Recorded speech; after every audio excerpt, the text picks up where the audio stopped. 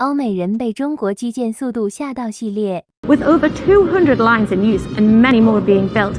And these aren't just being built for show. You just have to pop into any metro at rush hour to realize how much they are actually used. In fact, in Beijing, almost 4 billion passengers use the metro every year.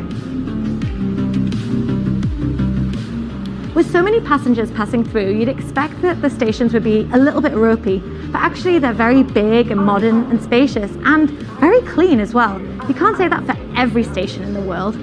In fact, a lot of the time they're quite dark and dingy and a little bit scary, but here, no matter what time I get the metro, I feel really safe.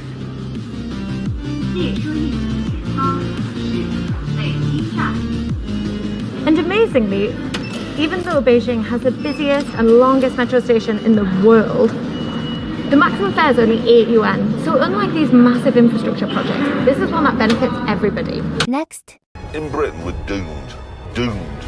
In 1988, China had no motorways at all. 30 years later, it has 84,000 miles of them. That's more than any other country in the world. Into their stride, since 2011, they've been building 6,000 miles of motorway every year. 6,000 miles a year!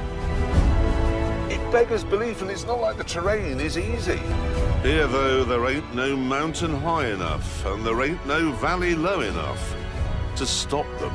4 miles long. And then there's this one. You could fit the London Shard underneath it. Twice. Next. To travel at Formula One speeds in their new high-speed rail network. And I got to climb over 2,000 feet in the air and get an incredible view of the Shanghai skyline. Oh, my whole body went. And one thing is clear. Urbanization, right? It's happening at the macro scale. Think about cities. They're building more and denser cities than anywhere else in the world.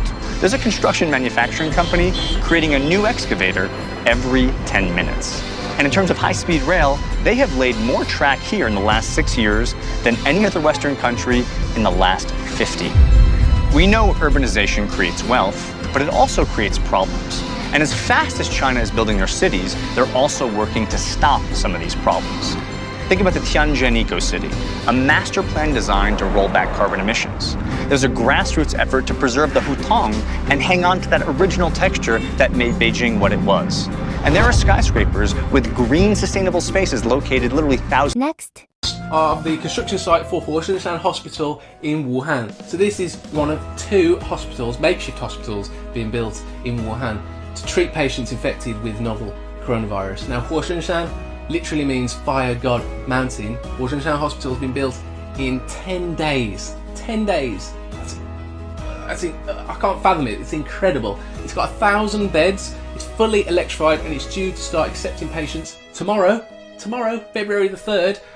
我只能说武汉了不起，中国了不起，中国的建设工人非常了不起。So I've been looking at some comments from web users outside China who are talking about the hospital, and they're practically saying pretty much the same thing. For example, only China could build a 1,000 bed hospital in 7 days. It's actually 10 days, but it would take the UK 7 years just to decide if we were going to build a hospital or not.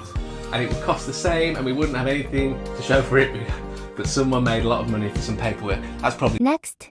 We're hearing these complaints about our transport structure. On substandard train services. Just wondering, for the sake of argument, how the Chinese do these things. They were able to build a whole new station in the space of 9 hours by flooding it, thousands of workers. We should be much more imaginative about getting infrastructure in instead of condemning people to being isolated in remote areas.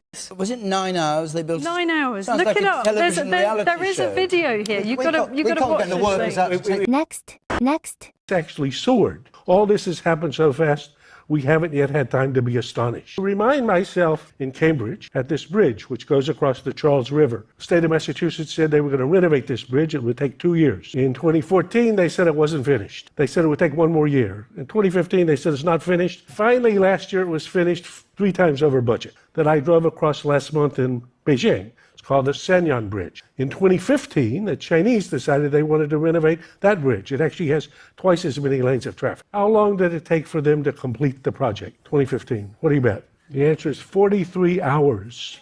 Now, of course, that couldn't happen in New York. Next. Et aller aussi par une autoroute ou par une route à 4 voies, ça représente l'équivalent de la traversée de l'Amérique. Donc la géographie aujourd'hui est beaucoup moins un obstacle qu'elle ne l'était il y a 20 ans. 中国西部这片干旱的沙漠，曾经似乎离北京很遥远。车吧都是那种烧煤的、蒸汽式的啊，这个一跑起来就冒烟。现在这个动车呢，就是人的乘坐体验确实是很好。I get a sense that their ambition is to aspire to what the Eurail is in Europe. The world is going to be connected with these trains on these tracks, all made in China. You know, like the Silk Road again. Hello. This is Manager Zhao, who oversees the construction of the network's next most crucial element, its railroads. 把技术真正说是引进来，我们消化，我们吸收，我们自己来制造我们自己的一个产品。你们需要铁路建设，我就可以带着我们的技术、我们的装备、我们的人员过去给你们修高。Next. Airlines around the country is a queue of people trying to get on them. There's no empty seats, such as a demand. There's twice as much high-speed rail track in China already than there is across the whole of Europe. That's quite amazing. The investment in infrastructure, we've heard about roadways, which have doubled in size over the last 5 to 6 years. It's in growth of airports, which have also increased in size. And just take ports for a moment, because here's a very instructive. Of the 10 busiest ports in the world, how many do you think are in China? 7. How many do you think not? Next. Suzhou, right now. So right after landing in Hongqiao Airport from Sanya, it's time to take a 30-minute train to Suzhou. And there is something going on in the middle. What is it?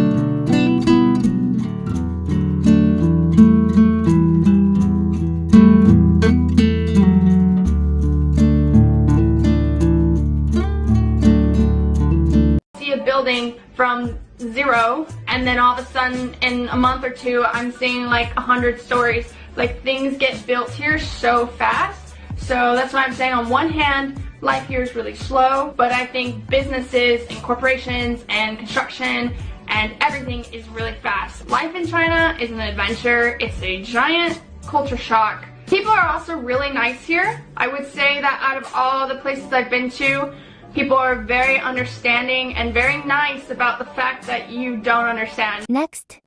我13年第一次来到大连的时候，还真没有这座桥，但是后来我回国了，仅仅是在1年内修建的。回来了，然后哇，这就是中国的速度，让我非常的震惊。这大连博物馆，这是在海边，我特别喜欢到海边。这个是在劳动公园，赶上了花朝节。这个是在大连理工大学拍的，这是中国唯一的有连理的地方。这也是在星海广场，我的回头率是100%。这个也是在星海广场，星海广场是亚洲总面积最大的广场，所以它有很多好玩。Next. 变化就是这个基础设施方面，包括交通。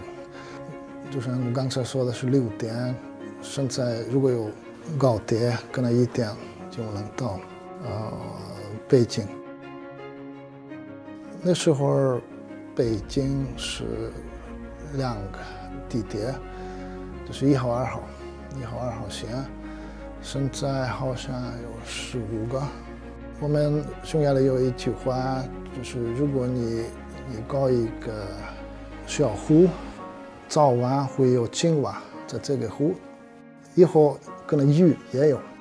就是说，如果条件好了，高铁、高速公路、各种各样的隧道，以后这个发展就会更快。